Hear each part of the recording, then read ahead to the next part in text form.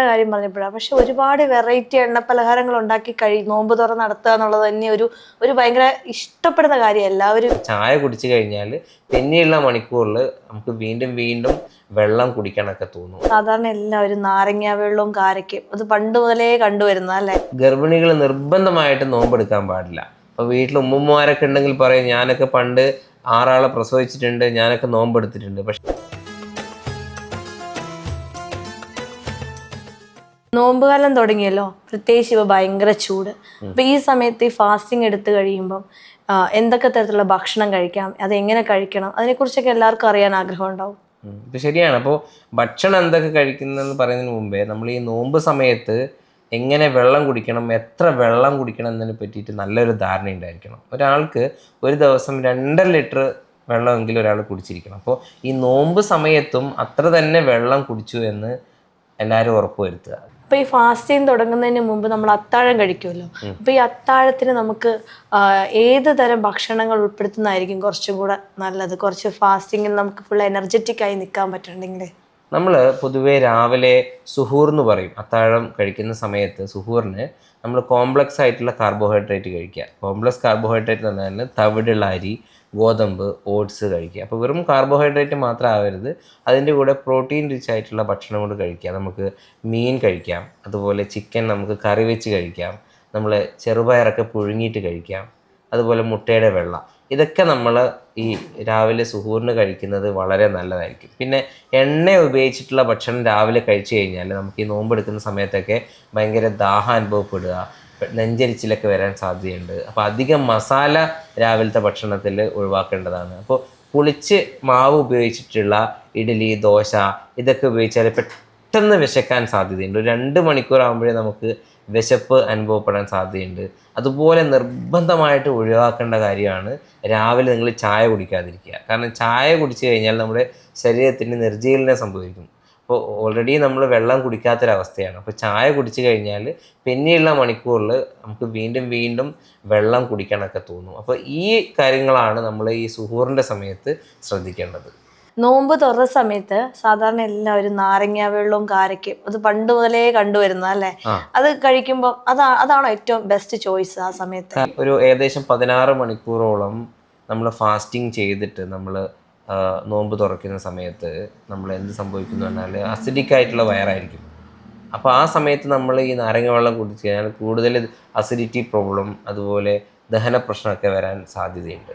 അപ്പോൾ കഴിവതും നാരങ്ങ വെള്ളം ഒഴിവാക്കി സാധാരണ നമ്മുടെ തിളപ്പിച്ചാറ്റിയ വെള്ളം കുടിക്കാം. അതുപോലെ ട്രോപ്പിക്കാനയുള്ള പോലെയുള്ള ജ്യൂസുകൾ, ടെട്രാ പാക്കറ്റുകൾ കിട്ടും, അതൊക്കെ ചില ആൾക്കാർ ഉപയോഗിക്കും. അതൊക്കെ കൂടുതൽ അസിഡിറ്റി പ്രോബ്ലം, പെട്ടെന്ന് ഷുഗർ പെട്ടെന്ന് കൂട്ടുക, അങ്ങനെയുള്ള കാര്യങ്ങളൊക്കെ ഉണ്ടാകും. ഈ സമയത്ത് നമ്മളൊരു പകുതി വയറേ കഴിക്കാവുള്ളൂ. നോമ്പ് തുറക്കുന്ന സമയത്ത് തന്നെ ഒരുപാട് ഭക്ഷണം കഴിക്കരുത്. അതുപോലെ എണ്ണ പലഹാരങ്ങൾ കഴിവതും ഈ സമയത്ത് എണ്ണ പലഹാരങ്ങളുടെ കാര്യം പറഞ്ഞപ്പോഴാണ്. പക്ഷെ ഒരുപാട് വെറൈറ്റി എണ്ണ പലഹാരങ്ങൾ ഉണ്ടാക്കി നോമ്പ് തുറ നടത്തുക എന്നുള്ളത് തന്നെ ഒരു ഭയങ്കര ഇഷ്ടപ്പെടുന്ന കാര്യം എല്ലാവരും ഇപ്പൊ അത് തന്നെ ഫോളോ ചെയ്യുന്നുണ്ട്. പക്ഷെ ഇപ്പൊ ഈ സമയത്ത് നോമ്പ് സമയം വളരെ ചൂട് കാലത്താണ് അല്ലേ. അപ്പോൾ ഈ എണ്ണ പലഹാരങ്ങൾ കഴിക്കുമ്പോൾ നമ്മുടെ ആരോഗ്യത്തിന് അത്ര നല്ലതല്ല.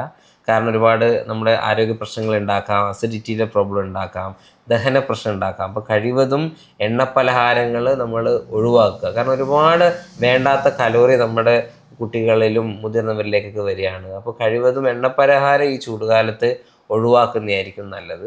അത് മാത്രമല്ല, നമ്മൾ ഈ നോമ്പ് തുറ സമയത്ത് ഒരു ഹാഫ് വയർ കഴിച്ച് 1 മണിക്കൂർ പ്രാർത്ഥനയ്ക്ക് ശേഷം പിന്നെ ആയിരിക്കും നമ്മളൊരു മേജർ പോർഷനായിട്ടുള്ള ഭക്ഷണം കഴിക്കുന്നത്. ആ സമയത്ത് നമുക്ക് ഇഷ്ടപ്പെട്ട ഭക്ഷണങ്ങൾ, പക്ഷേ നമ്മൾ ചിക്കനും മീനൊക്കെ കഴിക്കുന്ന സമയത്ത് കറി വെച്ച് കഴിക്കുക. റെഡ് മീറ്റ്, മട്ടൺ, ബീഫ് അത് കഴിക്കാൻ പാടില്ല എന്നല്ല. റെഡ് മീറ്റ് കഴിവതും ആഴ്ചയിൽ 2-3 തവണ കഴിക്കുക. എന്നും ബീഫ് കഴിക്കുന്നതൊന്നും റെഡ് മീറ്റ് കഴിക്കുന്നതൊന്നും അത്ര നല്ലതായിട്ടുള്ള കാര്യമല്ല നോമ്പ് സമയത്ത്. പ്രത്യേകിച്ച് ഒരു 40 വയസ്സിന് ശേഷമുള്ള ആൾക്കാർ റെഡ് മീറ്റ് കഴിവതും കുറയ്ക്കുന്നതാണ് നല്ലത്. നെയ്യുള്ള ആഹാരങ്ങൾ, ഒരുപാട് മസാല ചേർത്ത ആഹാരങ്ങൾ, ഒരുപാട് ഉപ്പ് ചേർത്ത ആഹാരങ്ങളൊക്കെ കുറയ്ക്കുക.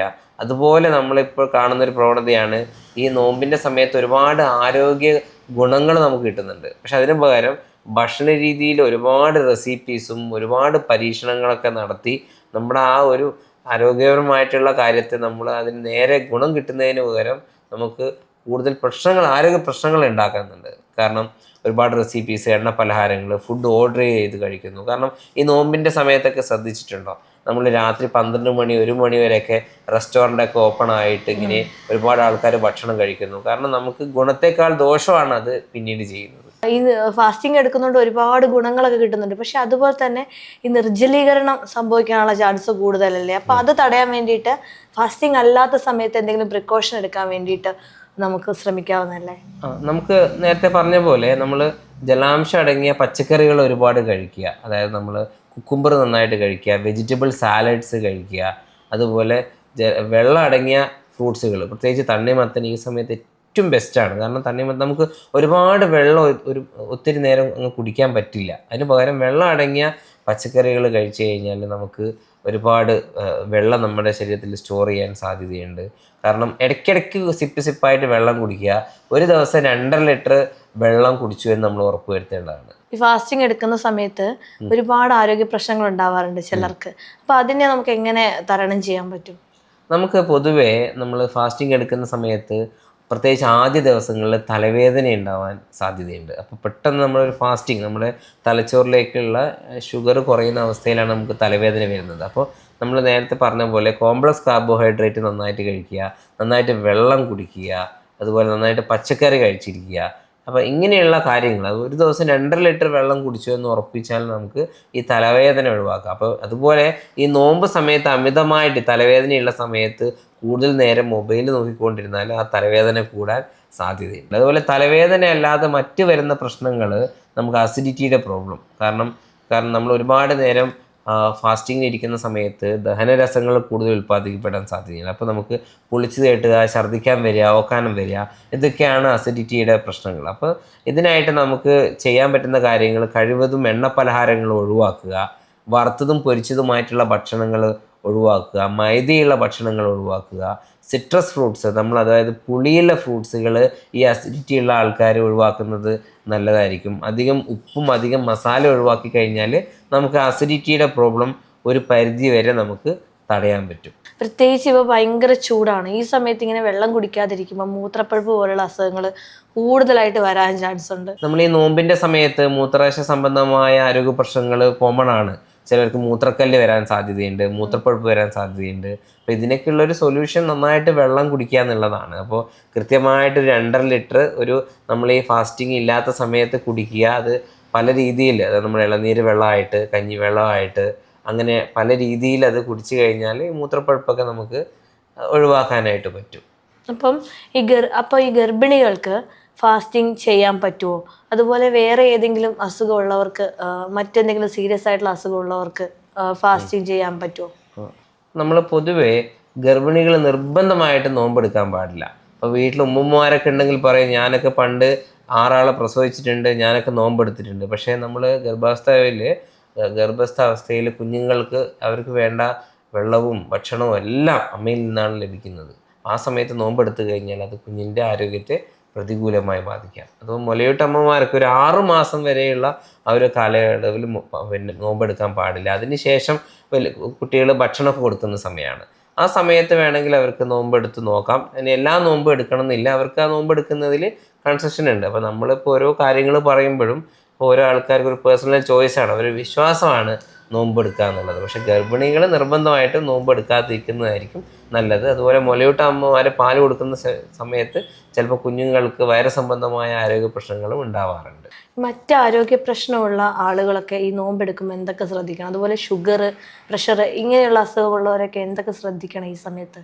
ശരിക്കും ഷുഗർ ഉള്ള പേഷ്യൻസിന് നോമ്പെടുക്കുക എന്നുള്ളത് അതൊരു എല്ലാവർക്കും അറിയേണ്ട ഒരു കാര്യമാണ്. അപ്പോൾ ശരിക്കും ഷുഗറുള്ള പേഷ്യൻസിന്, പ്രത്യേകിച്ച് ടൈപ്പ് 2 ഡയബറ്റീസ് ഉള്ള ആൾക്കാർക്ക് നോമ്പെടുക്കുന്നതുകൊണ്ട് കുഴപ്പമില്ല. പക്ഷേ ആ നോമ്പെടുക്കുന്നതിന് മുന്നോടിയായി അവരെ ഡോക്ടറെ കണ്ടു കഴിഞ്ഞ് അവർ ഇൻസുലിൻ്റെ ഡോസൊക്കെ ഒന്ന് അഡ്ജസ്റ്റ് ചെയ്യണം. അതുപോലെ അവർ ഗുളികളുടെ ഡോസൊക്കെ ഒന്ന് അഡ്ജസ്റ്റ് ചെയ്യുക. അതുപോലെ ഈ ഷുഗറുള്ള പേഷ്യൻസ് നോമ്പെടുക്കുമ്പോൾ ഷുഗർ ഒരുപാട് കൂടിപ്പോവാനും ഷുഗർ കുറയാനും സാധ്യതയുണ്ട്. പെട്ടെന്ന് വേർക്കുക, തളർച്ച വരിക, കുഴഞ്ഞു പോവുക, നെഞ്ചടിപ്പ് കൂടുക, ഇങ്ങനെയൊക്കെ ഉണ്ടെങ്കിൽ അതൊക്കെ ഷുഗർ പെട്ടെന്ന് കുറയുന്നതിൻ്റെ ലക്ഷണമാണ്. അപ്പോൾ ഷുഗറുള്ള പേഷ്യൻസ് നോമ്പെടുക്കുന്ന സമയത്ത് ഒരു 4 മണിക്കൂർ കൂടുമ്പോൾ ഒന്ന് ക്ഷീണം ഉണ്ടെങ്കിൽ ഷുഗറൊക്കെ ഒന്ന് ചെക്ക് ചെയ്യുന്നത് നല്ലതായിരിക്കും. അതുപോലെ ഈ ഷുഗർ കുറഞ്ഞ ലക്ഷണം ഉണ്ടെങ്കിൽ അവർ ആ നോമ്പ് മുറിക്കുകയും പെട്ടെന്ന് തന്നെ ഭക്ഷണം കഴിക്കും. കാരണം ഷുഗർ ഒരുപാട് കുറഞ്ഞു കഴിഞ്ഞാൽ അവർ ജീവന് തന്നെ ആപത്ത് വരാൻ സാധ്യതയുണ്ട്. അതുപോലെ കിഡ്നി അസുഖമുള്ള രോഗികൾ നമ്മൾ പൊതുവേ അവരോട് ഡോക്ടറോട് ചോദിച്ചു, ഒരുപാട് സ്റ്റേജസ് ഉണ്ട്, സ്റ്റേജ് 1 സ്റ്റേജ് 4 എന്നൊക്കെ. അപ്പോൾ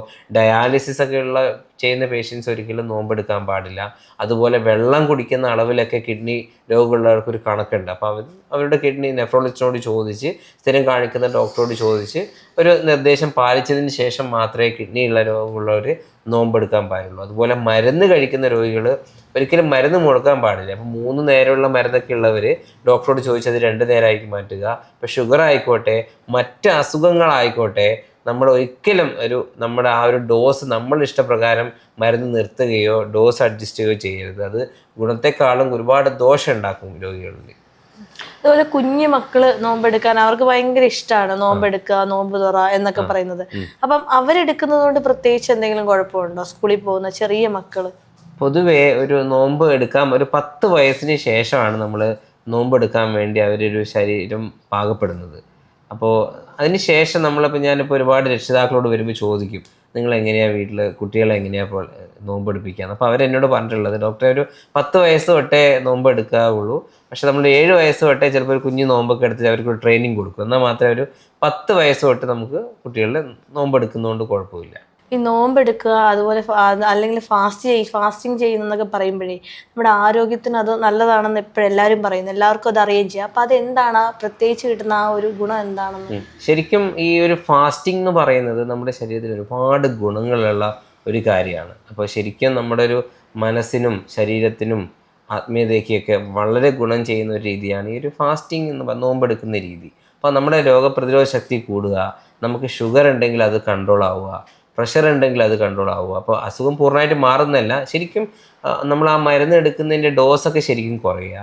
അതുപോലെ നമുക്ക് നന്നായിട്ട് ഉറക്കം കിട്ടുക, നമ്മുടെ ദഹനമൊക്കെ ഒന്ന് ശരിയാവുക. അപ്പോൾ ഇങ്ങനെയുള്ള ഒരുപാട് ഹെൽത്ത് ബെനിഫിറ്റ്സ് ഉണ്ട്. അപ്പോൾ മാത്രമല്ല, നമുക്ക് ഇപ്പോഴത്തെ കാലഘട്ടത്തിൽ കൂടുതലും കായികമായിട്ടല്ല നമ്മൾ പ്രവർത്തിക്കുന്നത്, നമ്മുടെ മാനസികമായിട്ടുള്ള സ്ട്രെസ്സും മാനസിക ജോലി ഭാരമാണ് എല്ലാവർക്കും കൂടുതൽ. അപ്പോൾ നോമ്പിൻ്റെ സമയമാകുമ്പോൾ നമ്മളെല്ലാവർക്കും ഒരു സമാധാനവും സന്തോഷവും ഒക്കെ കിട്ടുന്ന ഒരു സമയമാണ്.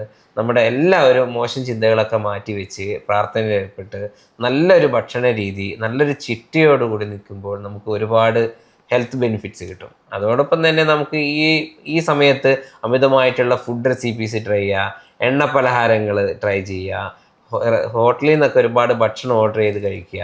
ഇങ്ങനെയുള്ള കാര്യങ്ങൾ ചെയ്തു കഴിഞ്ഞാൽ നമുക്ക് നോമ്പ് സമയത്ത് ഗുണത്തേക്കാൾ ദോഷമായിട്ടുള്ള എഫക്റ്റുകൾ ഉണ്ടാവും. ഇപ്പോൾ ഈ റമദാൻ മാസത്തിൽ നോമ്പ് എടുക്കുമ്പോൾ നമ്മൾ ഭക്ഷണം കഴിക്കുമ്പോൾ എന്തൊക്കെ ശ്രദ്ധിക്കണം, എന്തൊക്കെ ആരോഗ്യ പ്രശ്നങ്ങളാണ് ഉണ്ടാവുക, മരുന്നുകളൊക്കെ കഴിക്കുമ്പോൾ എന്തൊക്കെ ശ്രദ്ധിക്കണം എന്നൊക്കെയാണ് പറഞ്ഞത്. അപ്പോൾ എല്ലാവർക്കും ആരോഗ്യപരമായ റമദാൻ ദിനങ്ങൾ. അപ്പോൾ വീഡിയോ ഇഷ്ടപ്പെട്ടെങ്കിൽ, ഉപയോഗപ്രദമാണെങ്കിൽ നിങ്ങൾ എല്ലാവരിലേക്കും ഷെയർ ചെയ്യുക. ഡോക്ടർ എട്ടിക്കാരൻ ചാനൽ സബ്സ്ക്രൈബ് ചെയ്യുക.